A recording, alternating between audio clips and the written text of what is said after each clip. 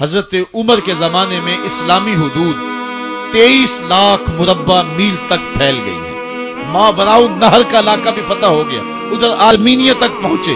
یہ تھوڑے سے عرصے کے اندر عظیمتوں کی کیسی داستان رقم کی۔ اقبال تڑپ کے کہتے ہیں دی ازانے کبھی یورپ کے کلیساؤں میں، کبھی افریقہ کے تپتے ہوئے صحراؤں میں، دشت و دشت دریا بھی نہ چھوڑے ہم نے، بحر ظلمات میں دوڑا دیے گھوڑے ہم نے۔ حکمران تو وہ تھے لوگوں کی دہلیز پہ امن دینے والے، لوگوں کی چوکھٹ پہ جو ہے وہ نور بانٹنے والے۔ حضرت عمر جن کو تخت حکومت پہ بیٹھتے تھے اور ان کا تخت وہ سونے زبرجد کا نہیں تھا، مسجد نبوی کی چٹائی تھی، اور سارا دن وہاں بیٹھ کے لوگوں کی باتیں سنتے، اور جب رات کے اندھیرے گہرے ہوتے عمر بھیس بدل کے مدینے کی گلیوں کا گشت کرتے۔ کہا تمہارے گھر سے دھواں نکل رہا ہے اور بچے رو رہے ہیں، ان کو کھانا کیوں نہیں دیتے؟ کہنے لگی عمر کی جان کو رو رہی ہے۔ عمر کے پاؤں تلے سے زمین نکل گئی۔ کہا کیا ہوا؟ کہا 3 دن سے ہمارے ہاں کھانے کے لیے کچھ نہیں، روزانہ بچے روتے ہیں اور میں ہنڈیا کے اندر پتھر ڈال کر کے نیچے سے آگ ڈالتی رہتی کہ بچے انتظار کر کر کے سو جائیں گے، کم وقت سو بھی نہیں رہے، اور وہ پتھر پکیں گے بھی کیا، اور میں عمر کی جان کو رو رہی ہوں۔ حضرت عمر کا کلیجہ دہلنے لگا، فوراً پلٹے واپس بیت المال میں آئے، گھی کا ایک کنستر لیا، آٹے کی بوری لی، مرچ مسالہ جات بہت کچھ اٹھایا، اپنے کندھے پہ رکھا، بوری اپنی کمر پہ لا دی۔ عمر بیت المال سے نکلے تو آپ کے خادم اسلم نے دیکھ لیا، آگے بڑھا، کہا میرے آقا میں اٹھاتا ہوں۔ عمر کی آنکھوں میں آنسو ہے۔ کہا اسلم قیامت کے دن میرا بوجھ اٹھا لو گے؟ کہا قیامت کے دن تو اپنا اپنا بوجھ اٹھانا پڑے گا۔ کہا عمر کو آج اپنا ہی اٹھانے دو۔ حضرت عمر وہ گھی کا کنستر اور وہ آٹے کی بوری سر پہ اٹھائے ہیں اور اس خاتون کے گھر جاتے اور دستک دیتے۔ وہ جب دیکھتی ہے اس کی جان میں جان آ جاتی ہے۔ کہا جلدی جلدی آٹا گوندو، اور عمر سبزی کاٹنے لگ جاتے ہیں۔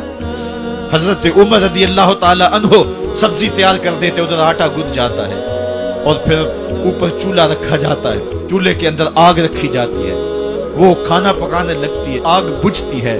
تاریخ نے لکھا ہے آگ بجھنے لگتی ہے، عمر جھک کر کے پھونکے مارتا ہے، عمر جھک جھک کے پھونکے مارتا ہے۔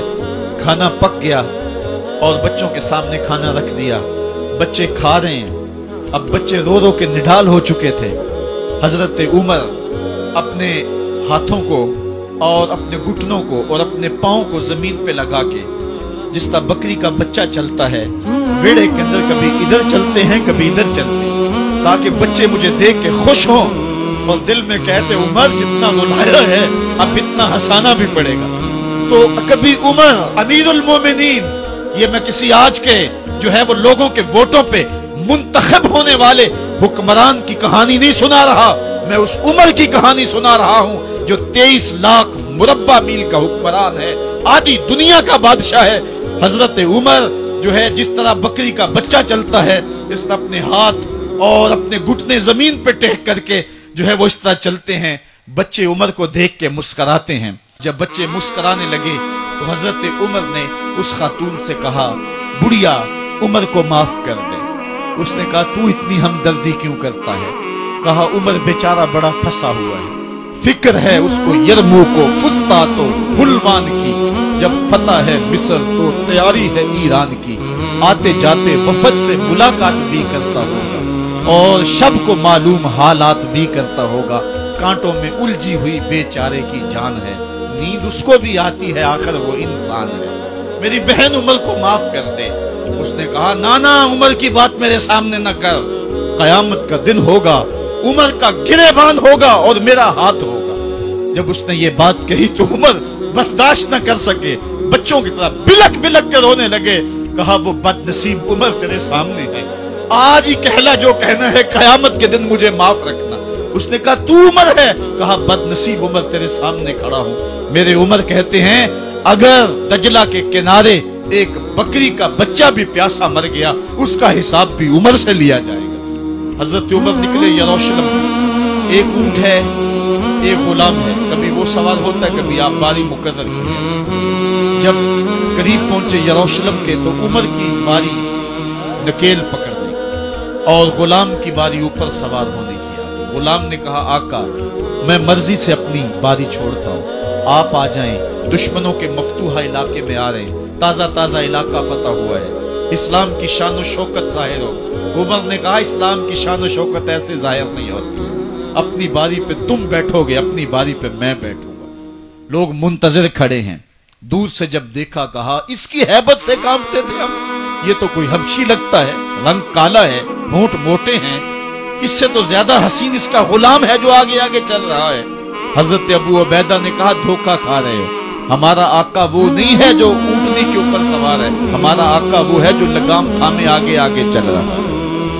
حضرت عمر رضی اللہ تعالیٰ عنہ کو آگے بڑھ کے جابیہ کے مقام پہ حضرت ابو عبیدہ بن جراح نے استقبال کیا، تو حضرت عمر آگے بڑھے اور انہوں نے آگے بڑھ کر کے حضرت ابو عبیدہ کے دونوں کندھوں پہ ہاتھ رکھا، اور سنو حضرت عمر نے کیا کہا لا الہ الا اللہ انا کنا اذل قوم فاعزنا اللہ بالاسلام، کہا کہ لا الہ الا اللہ، اے ابو عبیدہ بن جراح ہم ایک ذلیل قوم تھے اور اللہ نے ہمیں اسلام کی وجہ سے عزت عطا کی ہے۔ اور میں تمہیں ایک تاریخ ساز بات کہنے لگا ہوں، اور وہ یہ ہے کہ جب تک ہم اس عزت والے اسلام کے دامن کو تھامے رہیں گے ہماری عزت قائم رہے گی، اور جب اسلام کے علاوہ کسی اور جگہ سے عزت ڈھونڈیں گے تو رسوا کر کے رکھ دی جائے۔ یہ ہے وہ خلاصہ جو حضرت عمر نے امتوں کے عروج و زوال کا بیان کیا ہے۔ اس امت کو جو خیرات ملی ہے تخت و تاج کی، وہ پینٹاگون سے نہیں ملی، وہ واشنگٹن سے نہیں ملی، وہ وائٹ ہاؤس سے نہیں ملی، وہ محمد عربی کے جوڑوں کا صدقہ ملی ہے۔ اس لیے جب ہم نے اسلام سے انحراف کیا، پاکستان حاصل کیا گیا تھا، پاکستان کا مطلب کیا؟ لا الہ الا اللہ، ہم نے اس نعرے کو چھوڑ دیا ہوا ہے، ہم نے انحراف کر دیا ہے۔ آج ہماری نظریں مغرب کی طرف لگی ہے کہ تخت و تاج اس سے نصیب ہوتے ہیں، اور دنیا کے اوپر ہم رسوا ہو کے رہ گئے۔ ہماری پستی، ہماری زبوحالی، ہماری ذلت کا سبب یہ ہے کہ جس جگہ سے ہمیں عزت ملی تھی ہم نے وہ مرکز ہی چھوڑ دیا ہے۔ اس مرکز حیات کو، اس مرکز زندگی کو، اس مرکز عزت کو ہم نے چھوڑ دیا ہے، اور دنیا کے اوپر ہم رسوا ہو رہے ہیں۔ انہی حضرت عمر کی کہانی ہے، وادی تہامہ سے گزر رہے تھے کہ بچوں کی طرح بلک بلک کے رونے لگے۔ کہا عمر جوان آدمی ہو اور بچوں کی طرح بلک کے رو رہے ہو؟ کہا تم نہیں جانتے، مجھے بچپن کی کہانی یاد آ گئی۔ کہا کیا کہانی ہے؟ کہا یہی عرض تہامہ تھی، میرے باپ خطاب نے مجھے 5 اونٹ دیے تھے، کہا انہیں لائن میں کھڑا کرو سیدھا، میں آگے والا سیدھا کرتا تھا پیچھے والا ٹیڑھا ہو جاتا، پیچھے والا سیدھا کرتا آگے والا ٹیڑھا ہو جاتا، میرے باپ خطاب نے مجھے بڑا مارا۔ کہا ایک عرب کے بیٹے ہو کے تم سے 5 اونٹ لائن میں کھڑے نہیں ہوتے؟ کہا ایک زمانہ عمر پہ وہ تھا کہ اس سے 5 اونٹ لائن میں کھڑے نہیں ہوتے تھے، اور آج شرق سے لے کر غرب تک 23 لاکھ مربع میل کی حکمرانی اور انسان بھی لائن میں کھڑے ہیں۔ یہ محمد عربی کے جوڑوں کا صدقہ نہیں ہے تو اور کیا ہے؟ عمر سے تو 5 اونٹ لائن میں کھڑے نہیں ہوتے تھے۔ تو یہ عزتیں، یہ تخت و تاج، یہ حکومتیں ہمیں حضور کی دہلیز سے ملی۔ جب ہم نے اس دہلیز کو چھوڑ دیا تو دنیا کے اوپر رسوا ہو گئے اور ذلیل کر کے رکھ دیے گئے۔ ہماری اخلاقی پستی اور زبوحالی نے ہم کو کہیں کا نہیں چھوڑا ہے، دامن رسالت ماپ کو چھوڑ دیا ہے۔ پھر رسوائیاں مقدر نہیں ہوں گی تو کیا ہوں گی؟ آئیے ابھی بھی موقع ہے، توبہ کا دروازہ بند نہیں ہوا، رب سے بھی معافی مانگ لیں۔